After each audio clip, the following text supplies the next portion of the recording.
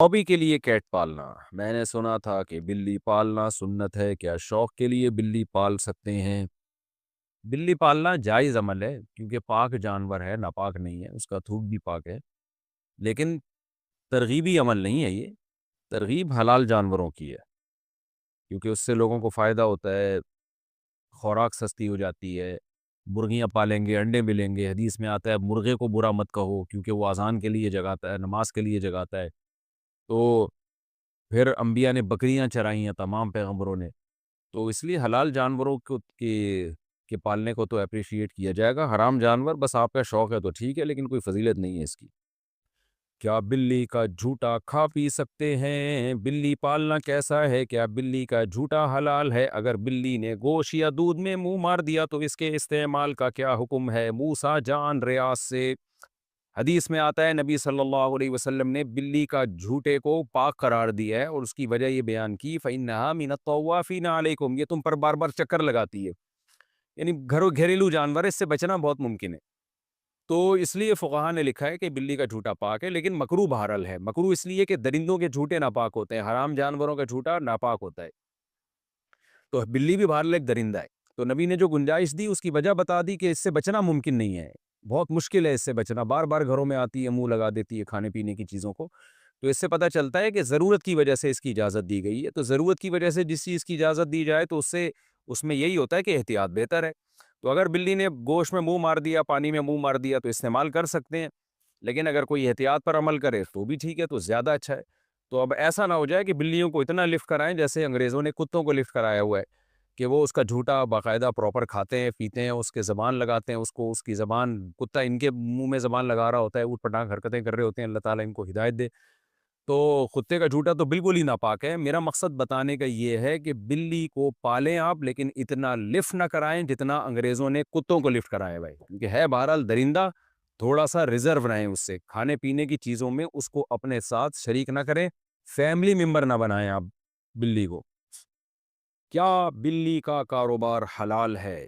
کیا بلیوں کا کاروبار کرنا جائز ہوگا؟ اگر ہم بلیاں پالیں اور بعد میں اسے بیچیں تو کیا یہ جائز ہے؟ عظمیٰ صاحبہ ممبئی سے۔ دیکھیے جائز تو ہے مگر مکروہ ناپسندیدہ ہے۔ نبی صلی اللہ علیہ وسلم نے بلی کے جو اجرت ہے، یعنی بلی کو آپ فروخت کر کے جو اس کا ثمن حاصل ہوتا ہے، اس کو آپ صلی اللہ علیہ وسلم نے اس کو ناجائز قرار دیا ہے۔ تو جمہور علماء وہاں جو کہتے ہیں کہ آپ صلی اللہ علیہ وسلم نے اس کو پسند نہیں کیا، اس سے مراد کراہت تنزیہی ہے، یعنی حرام۔ بعض علماء تو حرام ہونے کے قائل ہیں، لیکن جمہور علماء کہتے ہیں کہ وہاں مراد جو نبی نے منع کیا ہے، یعنی بلی کے جو قیمت ہے اس کو کھانے سے، تو یہ ممانعت حرام کے درجے میں نہیں ہے بلکہ کراہت تنزیہہ کے درجے میں، دوسرے دلائل کی روشنی میں۔ اس کی وجہ ہے کہ بلی کا جھوٹا حلال ہے، جھوٹا پاک ہے بلی کا، تو وہ ناپاک جانور نہیں ہے، تو اس لیے اس کے ناجائز ہونے کی اور کوئی وجہ نہیں ہے۔ البتہ اس حدیث کی روشنی میں بعض علماء کہتے ہیں کہ حرام ہے، لیکن جمہور علماء کہتے ہیں کہ مکروہ تنزیہی ہے۔ مکروہ تنزیہی کا مطلب ہوتا ہے اوائڈ کرنا، بچنا بہتر ہے۔ تو مشورہ میرا یہ ہے کہ اگر آپ نے کوئی بلی بیچ دی ہے تو اس کی قیمت اگر آ گئی ہے تو ٹھیک ہے، لیکن آئندہ بہتر یہ ہے کہ اس کو کاروبار آپ نہ بنائیں۔ حرام میں نہیں کہہ رہا، قول میں وہی کر رہا ہوں جو جمہور کا قول ہے کہ حرام نہیں ہے، مکروہ تنزیہی ہے، لیکن بہتر یہی ہے کہ آپ اس سے اجتناب کریں۔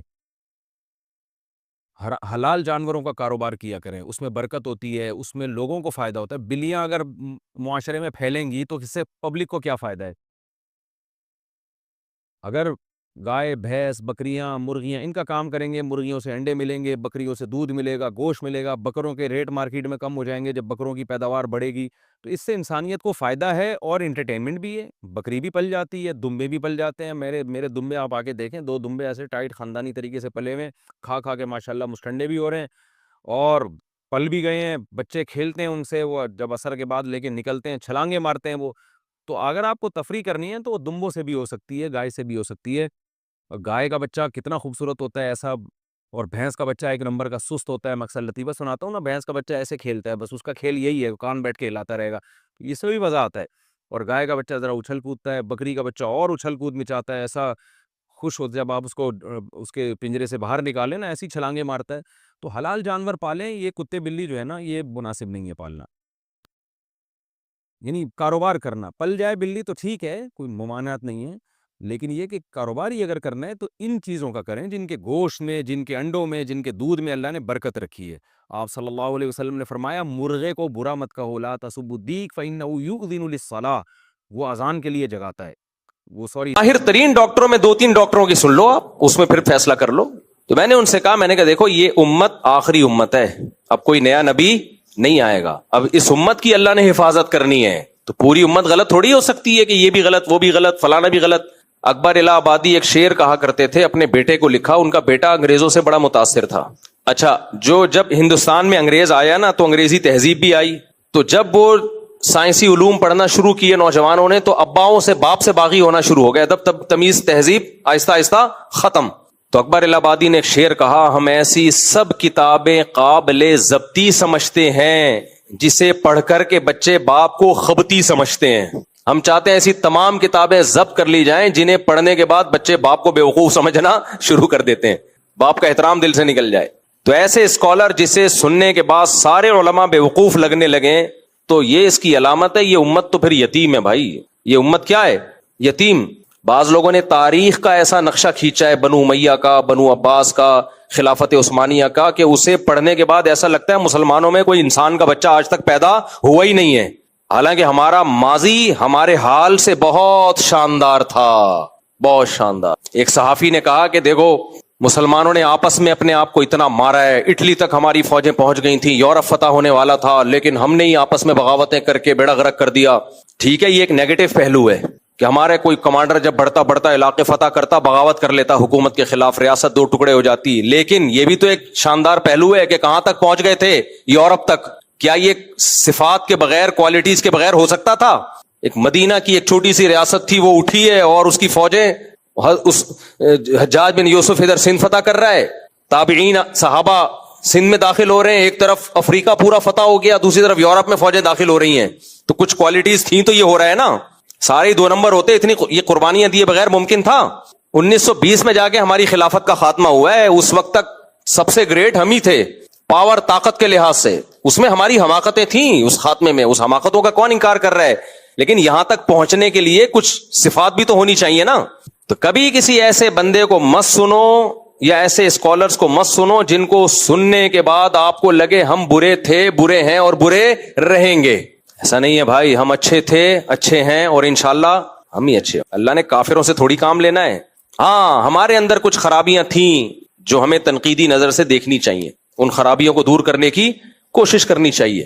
سب سے بڑی خرابی پتہ ہے جس کی وجہ سے ہماری ریاستیں تباہ ہوئی ہیں، ہماری خلافتیں ختم ہوئی ہیں، وہ ٹیکنیکل فالٹ کیا تھا؟ ہم نے اپنی ریاستوں کی قدر نہیں کی، ہم نے انڈیویجولی بادشاہوں کو، خلیفاؤں کو دیکھنا شروع کر دیا۔ بنو امیہ جیسی تیسی تھی، اس کے دور میں اسلام بہت پھیلا ہے، جو ان کی خلافت جیسی بھی تھی، بہت پھیلا اسلام۔ بنو عباس کھڑے ہو گئے اس خلافت کے خلاف کہ ان میں یہ ظلم، ان میں یہ ظلم۔ اسلام کیا کہتا ہے؟ ظلم کے خلاف آواز اٹھاؤ، لیکن ریاست ختم کرنے کی کوشش بولو مت کرو، بچاؤ۔ سب سے پہلے کیا بچانا ہے؟ ریاست۔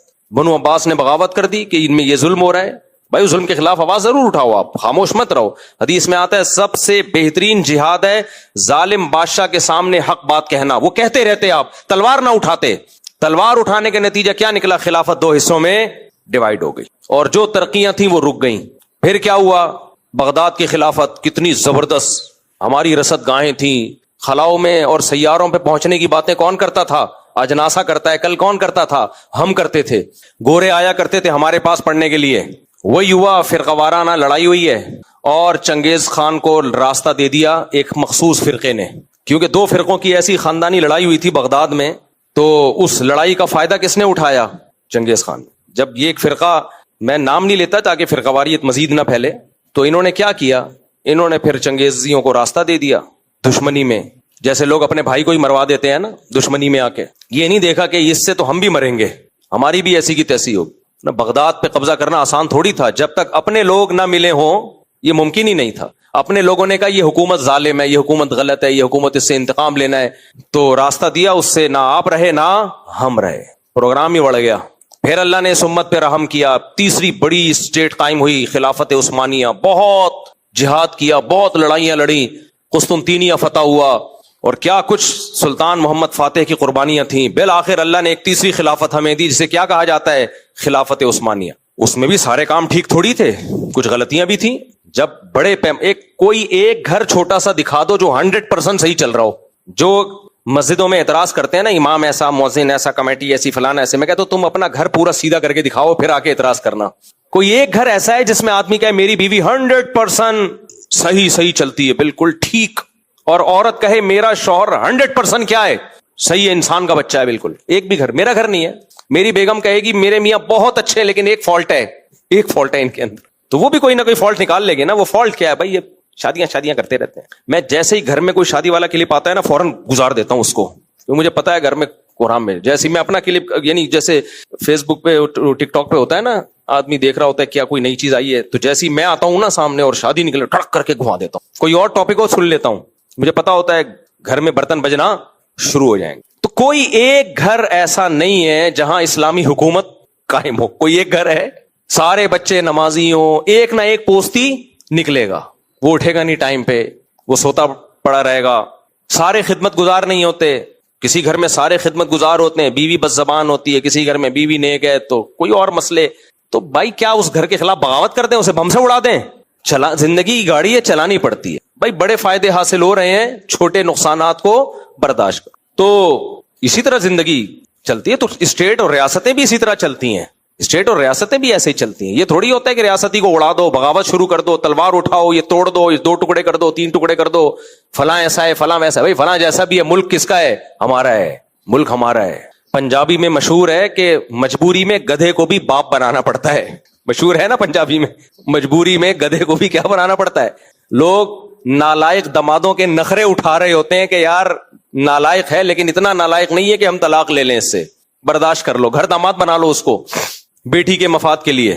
تو پنجابی میں مشہور ہے کہ مجبوری میں گدھے کو بھی باپ بنانا. تو حدیث سے یہی بات ثابت ہے کہ ظالم حاکم ہو، ظالم ہو، مجبوری میں اس کو بھی باپ بنا لو ریاست کو بچانے کے لیے. باقی یہ نہیں کہ اس کی غلطیوں کو صحیح کہنا شروع کرو، آواز اٹھاؤ اس کے خلاف، حق بات کہو، اس کے سامنے جا کے بھی کہو، حق پر مجبور کرو اس کو، تلوار نہ اٹھاؤ. بغاوت ہوگی، خون خرابہ ہوگا. اور میں جب یہ بات کرتا ہوں لوگ سیدنا حسین کا حوالہ دیتے ہیں کہ انہوں نے بھی تو بغاوت کی تھی. نا نا نا نا، سیدنا حسین کی تلوار بغاوت کے جرم سے محفوظ. اگر وہ بغاوت کرنے کے لیے نکلے ہوتے مستورات کے ساتھ، باپردہ خواتین اور چھوٹے بچوں کے ساتھ نہ نکلتے، فوج لے کے نکلتے. وہ تو تفتیش احوال کے لیے گئے تھے. ان کا قتل مظلومانہ ہوا ہی اس لیے بھائی خواتین اور بچوں کے ساتھ آ رہے ہیں، ایسے میں تو جانی دشمن کو بھی عزت دی جاتی ہے. جو آپ کی جان کا دشمن ہو نا، اگر عورت کے ساتھ آپ کے گھر پہ آ جائے، بچوں کے ساتھ آ جائے تو پرلے درجے کا بغیرت بھی ہوگا، ایسے موقع پہ ہاتھ نہیں اٹھائے گا. سیدنا حسین رضی اللہ عنہ کا جو قتل ہوا وہ اعلیٰ درجے کا ظلم اس لیے کہ آپ خواتین اور بچوں کے ساتھ، اور وہ مستورات جن کا ناخن بھی کبھی کسی نے نہیں دیکھا، ایسی باپردہ باحیا، ان کو کربلا کے میدان میں قتل کیا کہ وہ دفاع میں لڑے ہیں. جب کوئی آپ کو قتل کر رہا ہو تو دفاع میں لڑنا تو سب کا حق ہے، فرض ہے بلکہ. تو اسٹیٹ کے خلاف بغاوت الگ چیز ہے، جب کوئی آپ کو قتل کرنے کے لیے آگے بڑھ رہا ہو اپنے دفاع میں لڑنا الگ چیز ہے. جان بچانا سب سے پہلے فرض ہے. سور کھانے کی اجازت ہے جان بچانے کے لیے، تو سامنے والے سے لڑنے کی اجازت کیوں نہیں ہے؟ تو مسلمانی کی تاریخ آپ اٹھا کے دیکھو، جو جرم ہم نے ماضی میں کیے، خلافت عثمانیہ جب قائم ہوئی کتنی بڑی اسٹیٹ تھی ہماری، یورپ لرزتا تھا ہم سے، بڑے بڑے بحری بیڑے تھے ہمارے پاس. لیکن ہوا کیا ہے، فرانس نے سازشیں کی، نوجوانوں کو اٹھایا. وہی کہ اس میں نے جیسے بتایا، نہ کوئی گھر 100% صحیح ہوتا ہے، نہ کوئی اسٹیٹ 100% صحیح ہوتی ہے. وہ 100% صرف خلفائے راشدین ہی تھے، اور اس کے بعد اب نہیں ہوگا. اب حضرت عیسیٰ علیہ السلام کے دور میں ہوگا. تو 100% کوئی بھی ٹھیک نہیں ہوتا. خلفائے راشدین کے دور تھا، اور حضرت عیسیٰ ابن مریم کے دور میں جو حضرت مہدی کے ذریعے خلافت قائم ہوگی وہ 100% درست ہوگی. باقی حدیثوں سے پتہ چلتا ہے کہ حاکم ظالم آتے رہیں گے، کبھی نیک آ جائے گا، کبھی برا آ جائے گا. تو صحابہ نے پوچھا ہم نے کیا کرنا ہے، بغاوت کرنی ہے؟ فرمایا نا نا، صحیح احادیث ہیں اس بارے میں، نا نا. سب سے پہلے کیا ہے بھائی، اسٹیٹ کو بچانا ہے، کیونکہ اسٹیٹ گئی تو آپ کی جو رہی صحیح طاقت ہے وہ بھی کیا ہو جائے گی، ختم. میں عدالتی خلا کے خلاف بولتا ہوں، اسٹیٹ میں جو غیر شرعی قوانین ہیں ان کے خلاف بولتا ہوں. لوگ کہتے ہیں اتنے سارے غیر شرعی قوانین ہیں تو اسٹیٹ کو ختم ہو جانا چاہیے. میں نے کہا ختم ہو جائے گی نا تو شرعی قوانین نہیں آئیں گے. جو آج ہمارے پاس بولنے کی پاور ہے، یہ پاور بھی ختم، یہ پاور بھی ختم ہو جائے گی. بولیں گے بول کے دکھا تو ایک لفظ بھی. لوگ کہتے ہیں پاکستان میں کیا اسلامی حکومت ہے، وزیر داخلہ قل هو اللہ غلط پڑھ رہا ہے، لہذا اس کے خلاف ہمیں کھڑے ہو جانا چاہیے. اسٹیٹ کے خلاف کھڑے ہو جاؤ گے اسٹیٹ ٹوٹے گی، تو غلط قل هو اللہ پڑھنے والا بھی کوئی نہیں ہوگا. سمجھ رہے ہو، سیکولر اسٹیٹ بنے گی. یہ پھر یہ بھی نہیں ہوگا کہ قل اللہ پڑھنے کی کوئی کوشش بھی کرے, وہ کہیں گے ہم کیوں قل اللہ پڑھیں, یہ اسلام جائے گا بالکل. ابھی تو نام کا اسلام ہے نا, یہ بھی ختم ہو جائے گا. ابھی نام کا تو ہے, آئین میں تو لکھا ہوا ہے, کچھ اس کو لیگل وے میں کچھ کام کرنے کا آپ کے پاس راستہ تو ہے. بات یہ ہے کہ ہم لیگل وے میں کام کرنا چاہتے ہی نہیں ہیں, کیونکہ اس کے لیے کام کرنا پڑتا ہے. باتیں کرنے آسان ہے, کام کرنا مشکل. کام کرنے کے لیے اسکول بنانے پڑیں گے, کالج بنانے پڑیں گے, یونیورسٹیاں بنانی پڑیں گی. آپ کو تعلیمی اداروں کو فوکس کرنا پڑے گا تاکہ اچھے لوگ فوج میں جائیں, بیوروکریسی میں جائیں, عدلیہ میں جائیں. اس کے لیے لانگ ٹرم پالیسیاں بنانی پڑیں گی. 20-30 سال کے بعد اس کا رزلٹ آئے گا. اس میں لگتا ہے ٹائم, اس میں لگتی ہے کھوپڑی. یہ کام ہم اس لیے نہیں کرتے. اور بغاوت کی باتیں اڑا دو, پھوڑ دو, یہ مولوی کچھ نہیں کر رہے, یہ مولوی صرف اصلاح کی باتیں کرتے ہیں, تبلیغ والے صرف چلے 4 مہینے لگاتے ہیں. یہ باتیں کرنا کیا ہے, آسان. اس لیے باتیں کرنے پر گورنمنٹ کی طرف سے پابندی نہیں ہے, کرتے چلے جاؤ. اور لوگ ان باتیں کرنے والوں کو بہت مانتے ہیں کہ یہ ہے اصل, یہ ہے جو خلافت کی بات کر رہے ہیں نا, یہ کیا ہے. یہ مفتی طارق مسعود تو کبھی آج تک خلافت کی بات نہیں کی ہے, شادیوں کی بات کرتا رہتا ہے بس. یہ دیکھو فلاں اسکالر ہے, ہمیشہ بات کرتا ہے خلافت کی, خلافت قائم ہونی چاہیے. بات کر لو بھائی, کوئی پابندی نہیں ہے. آپ کے پاس اس خلافت کا پیکج کیا ہے, نہیں آئی بات, میرا خیال ہے. ایک آدمی 200 کلو کا ہے اور تقریر کر رہا ہے, آدمی کو ہینڈسم اسمارٹ ہونا چاہیے, 200 کلو ویٹ زیادہ ہے, آپ سب جو ہے اپنا وزن گھٹائیں. سب 200 کلو کے بیٹھے ہوئے تھے سامنے, اور وہ تقریر کر رہا ہے ہم سب کو 70 کلو کا ہونا چاہیے. یہ 200 کلو ٹھیک نہیں ہے, 200 کلو. دیکھو یہ مولوی باتیں نہیں کرتے کہ اپنا وزن گھٹاؤ, لوگوں کو اصلاح میں لگایا ہوا ہے, انہوں نے تبلیغ میں لگایا ہوا ہے. اصل تو کیا ہے, وزن گھٹاؤ. باتیں باتیں بہت کر رہا ہے. لوگ آئے کیسے گھٹائیں, کیا پیکج ہے آپ کے پاس, وہ کیا پیکج گیا, تیل لینے, وزن گھٹاؤ, صحت بناؤ. تو سر میں چاہتا ہوں وزن گھٹاؤں, کیا کھانا پڑے گا, کیا ایکسرسائز ہے, ڈائٹ پلان کیا ہے, پلان گیا تیل لینے. تو سر پھر آپ بھی کہاں چلے جاؤ, آپ تیل لینے چلے جاؤ. پلان کچھ نہیں ہے آپ کے پاس. ڈاکٹر جب بتاتا ہے وزن گھٹاؤ, آپ کا وزن زیادہ ہے, تو آپ اگلا سوال ڈاکٹر سے پوچھتے ہیں, ڈاکٹر صاحب کیسے. ڈاکٹر کہ پتہ نہیں کیسے. تو آپ رکھ کے ایک تھپڑ لگاؤ گے نا ڈاکٹر کو, میں 200 کا ہوں, میں 400 کا ہوں, آپ کو اس سے کیا لینا دینا. ڈاکٹر فوراً پلان بتاتا ہے کہ دیکھو روٹی چاول کم کر دو, واکنگ کیا کرو, یہی بتائے گا نا. اس کا مطلب بھائی یہ اس کے پاس پیکج ہے. تو آج کل بہت سارے اسکالر یونیورسٹیوں میں آ رہے ہیں, خلافت ہونی چاہیے, ملک میں یہ ہونا چاہیے, ملک میں بغاوت ہونی چاہیے, ملک میں فلانا ہونا چاہیے, اسلامی نظام کی کوشش ہونی چاہیے. کیا اس کا سوٹیبل پیکج کیا ہے, سوٹیبل ہو جو گراؤنڈ ریئلٹی سے میچ کرتا ہو. تو کہہ رہے ہیں بس اٹھ جاؤ, اٹھ کے کہاں جائیں, کدھر بٹھاؤ گے ہمیں, کیا پیکج ہے آپ کے پاس, خلیفہ کون ہوگا. غفار بھائی ہیں, ستار بھائی ہیں, اور اگر غفار بھائی کو خلیفہ مان لیں ہم, تو غفار بھائی کی کیا قابلیت ہے. ایسا ہی تو نہیں کہ یہ خود ایجنسی کا آدمی ہو جو لوگوں کو ورغلانے کے لیے آ رہا ہو, یا را کا ایجنٹ ہو جو خلافت کے نام پہ ملک کو توڑ کر کس کی گود میں ڈال دے. انڈیا کوئی داڑھی پکڑی والا نہیں بھیج سکتا یہاں پہ خلافت کے نام پہ. جاؤ یار, یہ مولوی لوگ بڑے چہرے کے رونق سے اور داڑھی واڑی سے بڑے متاثر ہوتے ہیں, اور جو خلافت کی بات کرے تو یہیں کا کوئی بندہ خرید کے اسرائیل نے پتا چلا یہاں اٹھا دیا آپ کو.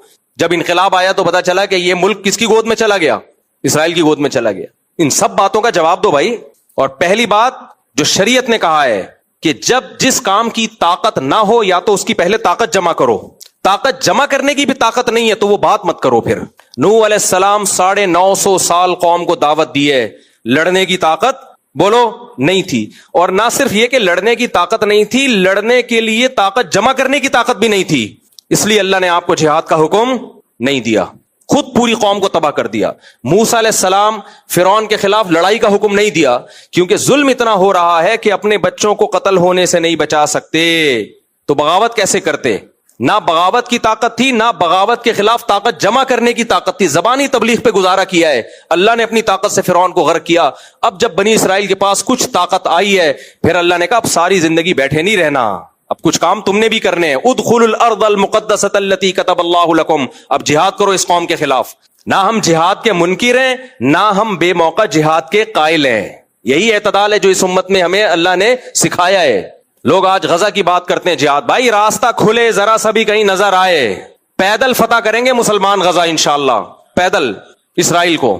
بات یہ کہ اتنا سخت باؤنڈ کیا ہوا ہے راستوں کو کہ خوراک جانا تقریباً ناممکن ہے. اسی وجہ سے حضرت مفتی تقی عثمانی صاحب نے فتویٰ دیا کہ جہاد فرض عین ہے اپنی استطاعت کے بقدر. اب کس میں کتنی استطاعت ہے یہ وہ خود فیصلہ کرے. وہ حضرت مفتی تقی صاحب تھوڑی بتائیں گے غفار بھائی میں اتنی استطاعت ہے, سلیم میں اتنی استطاعت ہے, یہ وہ تھوڑی بتائیں گے. اور یہ کام سب سے پہلے فوج کا ہوتا ہے, فوج بنائی جاتی ہے لڑائی کے لیے. فوج میں کتنی طاقت ہے یا نہیں ہے یہ میں یا مفتی تقی صاحب نہیں بتائیں گے, یہ فوج بتائے گی. کہ ہمارے بس میں ہے بھی کہ نہیں ہے. بعض دفعہ یہ ہوتا ہے کہ آپ نے وہ کام کیا کہ لینے کے دینے پڑ گئے, جو آپ کا اپنا کنٹری ہے اس سے بھی گئے ہم. تو آپ میں کتنی طاقت ہے یا نہیں ہے یہ کون بتائے گا؟ فوج بتائے گی. اس لیے ہم کہتے ہیں حکومت پہ دباؤ ضرور ڈالو ضرور, حکومت پہ احتجاج کرو, مظاہرے کرو, کیونکہ بعض دفعہ طاقت ہوتی ہے مگر کام کر نہیں رہے ہوتے. بعض دفعہ پاور ہوتی ہے, سستی میں نہیں کر رہے ہوتے, موت کے ڈر سے نہیں کر رہے ہوتے, لالچ میں نہیں کر رہے ہوتے, اور بعض دفعہ پاور ہوتی نہیں ہے. نبی صلی اللہ علیہ وسلم نے 13 سال مکہ میں بیت اللہ کے اندر 360 بت برداشت کیے ہیں, کیونکہ ان بتوں کو نکالنے کی طاقت نہیں تھی. پھر مدینہ میں جانے کے بعد بھی برداشت کیا آپ نے کئی سال, کیونکہ اٹیک کرنے کی طاقت نہیں ہے, دفاع میں لگے رہے. جب 10,000 کا لشکر تیار ہوا ہے پھر مکہ پہ اٹیک کیا ہے آپ نے, پھر آپ نے وہ 360 بت گرائے ہیں. جاء الحق وزهق الباطل, حق آ گیا اور باطل چلا گیا. تو بھائی گراؤنڈ ریالٹی کو دیکھ کر سارے فیصلے ہو کیے ہیں نبی صلی اللہ علیہ وسلم نے. ایسا نہیں یوں ڈھجن ماضی میں کیا ہوتا رہے, ایجنسیاں والے اٹھاتے ہیں, پھر ایسے لوگوں کو چمڑیاں ادھیڑتے ہیں, اور یہ جو لیڈر ہیں یہ چائے پی رہے ہوتے ہیں, اور یہ پیچھے جیل میں پوچھنے کے لیے بھی نہیں آتے, یہ ایک نئی تنظیم بنا رہے ہوتے ہیں نئے جہاد کے لیے. تو یونیورسٹی کے طلبہ جو اینٹی اسٹیٹ ایلیمنٹس جو قوتیں ہیں ان کو جوائن کر رہے ہیں, ان کی باتیں سن رہے ہیں, تو میں ان سے کہوں گا کہ یہ کام مت کرو, اس سے کوئی دین کی خدمت نہیں ہوگی. پھر ایجنسیاں کھیلتی ہیں ایسے لوگوں کے ساتھ, غائب کر دیتی ہیں, پھر مسنگ پرسن بن جاؤ گے. اور تمہارے جو لیڈر ہیں جو تمہیں اسٹیٹ کے خلاف بغاوتوں پہ اکسا رہے ہیں, ان کو کچھ نہیں ہوتا. وہ کام کرو جو کر سکتے ہو, جس کے سائیڈ افیکٹ زیادہ ہیں, کبھی بھی وہ کام نہیں کیا جاتا. تو سب سے پہلے بچانا کس کو ہے؟ اسٹیٹ کو بچانا ہے ہر قیمت پہ, اس پہ سمجھوتا نہیں ہوگا. تو کیا ہے, میں مثال دے رہا تھا خلافت عثمانیہ کی, اس میں بھی کچھ فالٹ تھے. فرانس نے نوجوانوں کو, اس خلیفہ کہتا تھا نوجوانوں کو, بھائی یہ کوئی اور ہے جو تمہیں یہ منجن بیچ رہا ہے, یہ گنتیاں کوئی اور سکھا رہا ہے تمہیں, یہ خلافت ٹوٹے گی, دوبارہ نہیں آئے گی. لیکن نہیں آئی سمجھ میں بات. عربوں کو اکسایا کہ یہ اجمی ہیں, یہ تم پہ حکومت کر رہے ہیں, اصل تو اسلام عرب میں آیا ہے, حکومت کرنا کس کا حق ہے؟ عربوں کا. یہ ترک اجمی ہیں. ارے بھائی اجمی ہیں لیکن پوری حرمین کی بھی انہوں نے حفاظت کی ہے, اس سے کیا ہوتا ہے عربی ہیں یا اجمی ہیں؟ کچھ عرب متاثر ہوئے, سب نہیں ہوئے متاثر. تو شریف مکہ نے وہاں بغاوت کر لی, اور آج اس کا رزلٹ دیکھو, خلافت جو ٹوٹی ہے, ترکی اتنا سا سمٹ کے رہ گیا. اب جب ترکی ساری دنیا سے کٹ گیا تو پھر اس کو یورپی یونین کا حصہ بننا تھا, اور یورپی یونین کا حصہ بننے کے لیے پرلے درجے کا بغیرت بننا تھا, کیونکہ یورپ کہتے ہیں میری یونین میں جب آؤ گے, جب عورتیں چڑیاں پہنیں گی, فیملی سسٹم کو کیا کرو گے؟ بولو تباہ و برباد. نماز روزے کی حد تک دین پہ چلو, ہمیں کوئی پرابلم نہیں ہے. یورپ میں بھی بہت ساری مسجدیں ہیں. خاندانی نظام تباہ و برباد کرنا ہے. ڈیورس کا رائٹ عورت کے پاس بھی آنا چاہیے جیسے مرد کے پاس ہے. ترکی نے وہ عورت کو بھی دے دیا. چڑیاں پہناؤ, ترکی نے پہنا دی. کھلے عام بے حیائی ہونی چاہیے, ترکی نے کر لی. 50 سال لگا دیے ترکی نے, یورپ نے پھر بھی گھاس نہیں ڈالی. ٹھیک ہے نا, اس نے کہا ہو تو تم مسلمان ہی نا.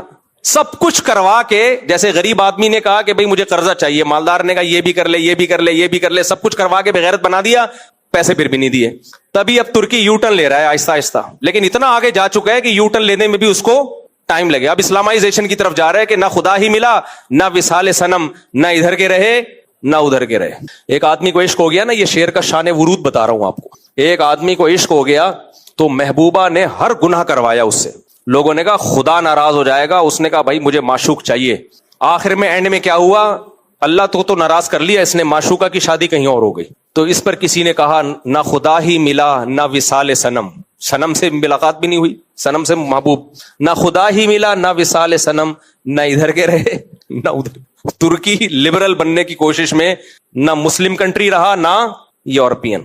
لہذا اب ان کو تھوڑا ہوش آ رہا ہے کہ یار واپس پلٹو, تم نے تو دنیا پہ حکومت کی ہے, اب ترکی میں مسجدیں آباد ہونا شروع ہوئی ہیں, لیکن اب بہت ٹائم لگے گا. تو پاکستان ابھی اس اینڈنگ پوائنٹ پہ نہیں گیا میرے بھائی. ابھی بہت پاکستان میں بہت حد تک اسلام ہے, اس کو بچا لو. تو اسٹیٹ کو بچاؤ اور لیگل وے میں اسلامائزیشن کی طرف کوشش کرو آپ, تو بہت سارے کام ہو سکتے ہیں. ہم نے کوشش کی نہیں ہے پازیٹیو وے میں, کی نہیں ہے. کی ہوتی پھر ہم کہتے ہیں ناکام ہوئے ہیں. کہاں سے کہاں نکل لیے ہم, کیا بات کر رہا تھا میں, بات کہاں سے شروع ہوئی تھی, پتہ نہیں کہاں چلے جا رہے ہیں, جس طرف ہم کو لیے جاتا ہے دل. جی ہاں, تو یہ تو اس پر بات آئی تھی نا, یہ ریاست کی بات شروع کہاں سے ہوئی. ہاں, بیلنس کا اسلام جو ہے نا حکم دیتا ہے کہ ہر چیز میں کیا ہونا چاہیے, اعتدال.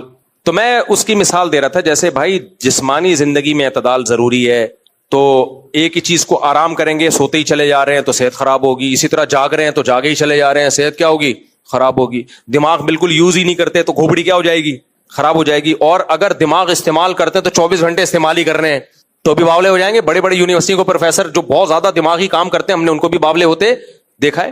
اتنا پڑھتے ہیں کہ اوپر کی سیٹنگ کیا ہو جاتی ہے, آؤٹ. تو یہ اعتدال کے خلاف ہے.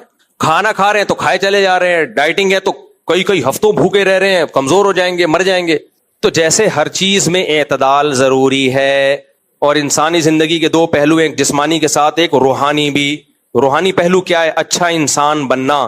تو اچھے انسان بننے کے لیے دل اور جسم سے نکلنے والے اعمال میں بھی اعتدال بولو ضروری ہے. دل کے اعمال کیا ہیں؟ محبت. یہ گھٹنوں کا عمل ہے یا دل کا عمل ہے؟ بولو, یہ ناک کا عمل ہے یا دل کا عمل ہے؟ دل میں محبت ہوتی ہے نا. کوئی اپنی محبوبہ سے کہہ رہا ہے مجھے میرے گھٹنوں میں تمہاری بہت محبت ہے, وہ کہے گی پہلے اپنی کھوپڑی کا علاج کراؤ. محبت گھٹنوں میں نہیں, محبت کہاں ہوتی ہے؟ کھوپڑی میں, دل میں ہوتی ہے. کیونکہ کھوپڑی کا تعلق کس سے ہے؟ دل سے ہے. دل دھڑکتا ہے جب کھوپڑی میں محبت کے جذبات آتے ہیں تو سب سے پہلے اثر اس لیے دل کی طرف نسبت کی جاتی ہے اس کی. تو یہ بھی اگر بے اعتدالی ہوگی اس میں, اس قوت, یہ بھی قوت ہے انسان کے اندر, ایک جذبہ ہے, تو بے اعتدالی ہوگی تو آپ کی روحانی زندگی کا بیڑا غرق. اور یاد رکھو, جسمانی زندگی کا بیڑا غرق ہونے سے صحت اتنی خراب نہیں ہوتی, مینٹلی اتنا ڈسٹرب نہیں ہوتا جتنا روحانی زندگی سے ہوتا ہے. اب اس محبت میں اعتدال کیسے پیدا کیا جائے؟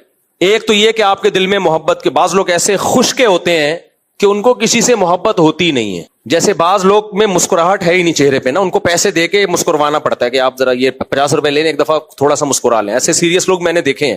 اور بعض ایسے ہوتے ہیں ذرا سی بات, ابھی لطیفہ شروع نہیں ہوا, کہہ کے مار کے ہنسنا شروع کر دیتے ہیں. یہ بھی اوور ہو جاتا ہے بھائی. ابھی میں آتا ہوں بعض دفعہ, میں کہتا ہوں وہ لطیفہ تو کمپلیٹ ہونے دو میرے بھائی.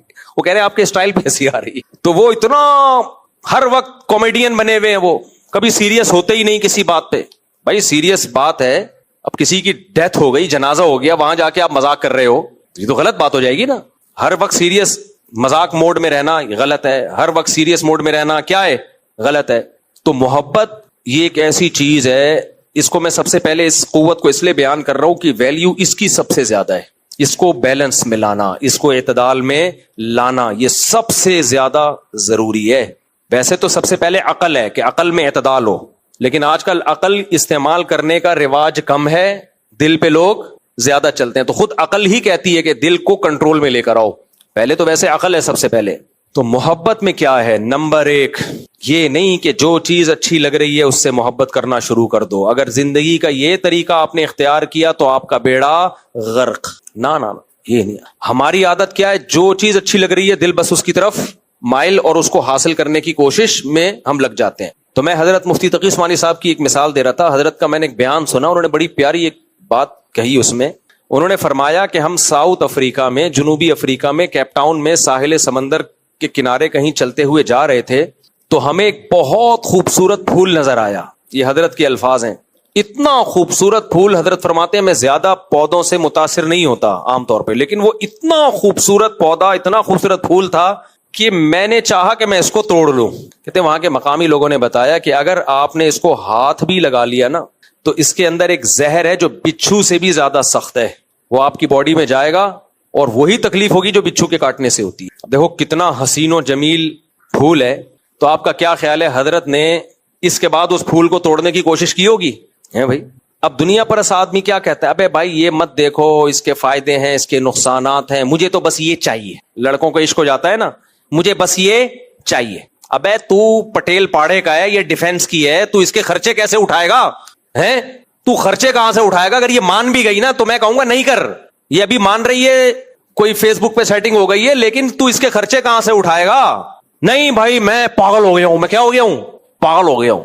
پاگل ہو نہیں گیا, تو پاگل تھا. اس پاگل پنے کا ایک اثر اب ظاہر ہونا شروع ہو گیا ہے. آج نوجوان کی حالت کیا ہے؟ جو اچھا لگ رہا ہے بس اس کو دیکھو.